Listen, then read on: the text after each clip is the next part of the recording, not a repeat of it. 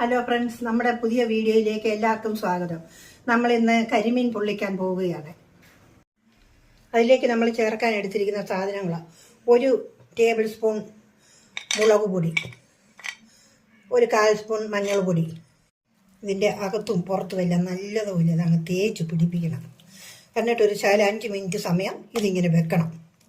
അതിന് ഈ മീൻ നമ്മൾ വെന്തു. ഇനി എടുക്കാൻ പോയത് അര മൂപ്പേ ഇതായിട്ടുള്ളൂ. നമ്മുടെ ഇലക്കകത്താണ് മസിലൊക്കെ വെച്ച് ഇലക്കകത്താണ് ഇത് നമ്മൾ ഇനി ബാക്കി പിടിക്കാൻ പോകുന്നത്. ഈ വാഴയിലയുടെ നാര് തന്നെയാണ്, അതുകൊണ്ട് തന്നെ നമുക്കതൊന്ന് ചെറുതായിട്ട് കെട്ടിയെടുക്കാം.